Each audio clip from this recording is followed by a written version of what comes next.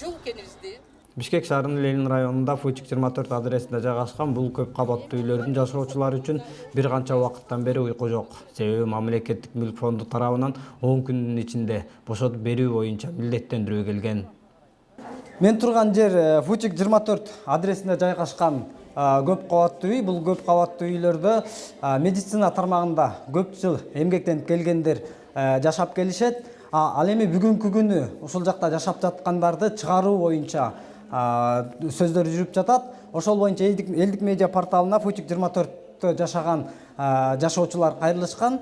Эмне себептен бул жакта көп жылдан бери жашап келаткан тургундарды чыгаруу маселеси көтөрүлүп жатат. Бул боюнча элдик медиа порталы кененирээк иликтеп көрмөкчүбүз. Бияка мисалы үчүн чоң балам менен белки 9 жашта балам жатса, 24 жашта мен 9 жашта балам экөө бул эмеге жатат, диван кроваткачы. Анан белки кичинекей 5,5 жаштагы кызым менен мен өзүм болсом могу жерге эле жатабыз азыр. Монтип матрас салып эле, кыргызча элечи. Матрасымды салып туруп эле. Эми будан деле ашканда эле баягы эме түшөргө эле мына монтип туруп эле, төшөктү салып эле, мынтип эле. Анан белки кичинекей 5,5 жаштагы кызым экөөбүз эле ушуга эле мынтип эле баттап эле жатып алабыз. Аманатбек Турсунова бир топ жылдан бери медицина тармагында эмгектенип келет. Үңкүрдө болсо үйүм бар деп, ушул кичинекей бөлмөдө 4 баласы менен баш калкалап келүүдө. Тардыгына карабай, оңдоп түзөө иштерин жүргүзүп, 18 жылдан бери жакшы үмүт менен мамлекетке төлөөчү акчасын төлөп жашап келген. Эми бул үйдү бошотуп бер деген кагаз келгенден бери барар жери жок, эмне кылыштын айласын таппай жаткан учуру. Көйгөй мен мисалы үчүн бул жакка пропискага же тура албайм. Паспортум бүтөт июлдачы. Паспортум бүткөндөн кийин мен барып ушул Бишкек шаарынан паспорт алайын десем, тааныштарым да, туугандарым да жок. Ата-энем кайтыш болуп кеткен.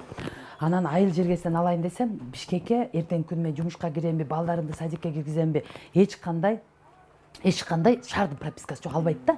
Ошондуктан мен июлда пропискам да бүтөт. Мен азыр берде временный пропискада турчук элек, адан да чыгарып таштады. Азыр мен никтомун да, эч кандай пропискада да тура албай жатам. Балдарым садикке, мектепке да киргизе албай жатам. Анан эме кандай десем, берде ошо баягы убагында бирке ошо временный болсо да, 1 жыл болсо да жардам берчи да. Мындай любой эмеге пенсия алганыма же болбосо башка балдарым мектепке, садикке аз барсаң сен никтосуң да. Мен эч ким эмес болуп калдым да.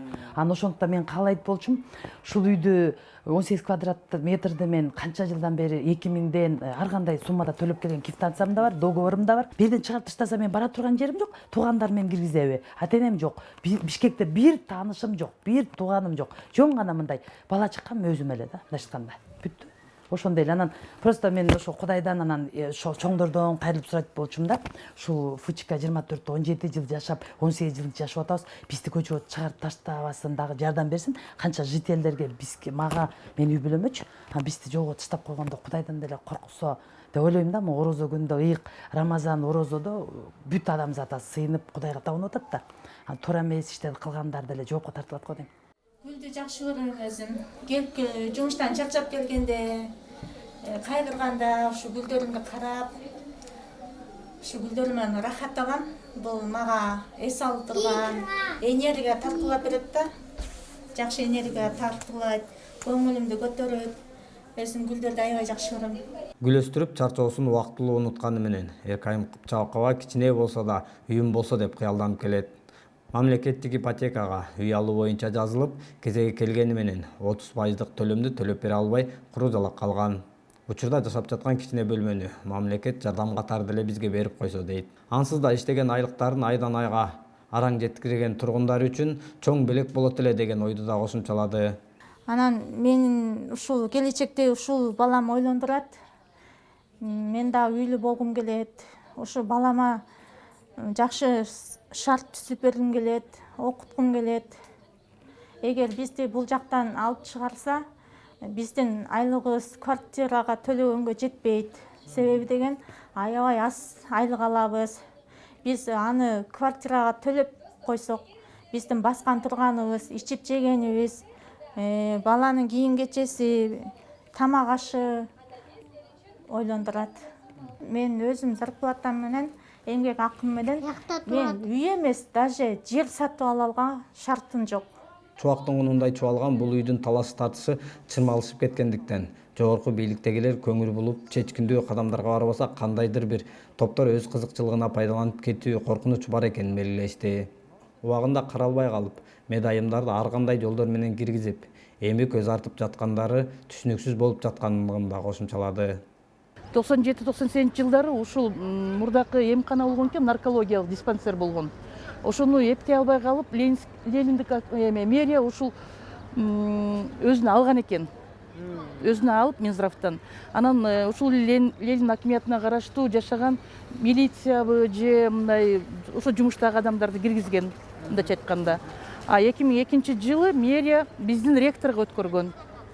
Ректор бизге деп курулган 1984 жылы курулган Бөкөнбаев 144 бдагы имаратта 5 этаждуу аябай секциясы менен ысык суу шарттары менен, бүт шарттары менен.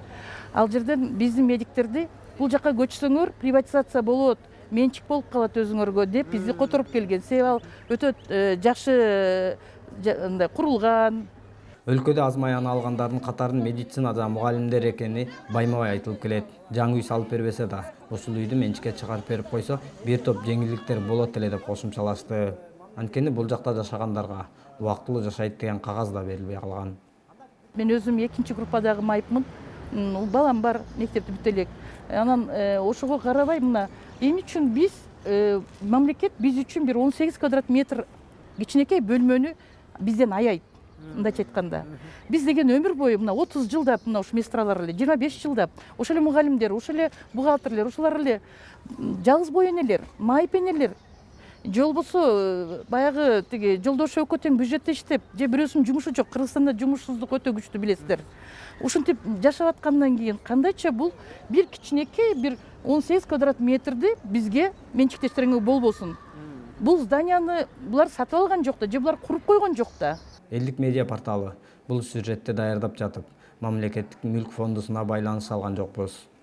Бирок кандай болгон күнү да экинчи тарап бул материалды көргөн соң өз жообун берет деген ишеничтебиз.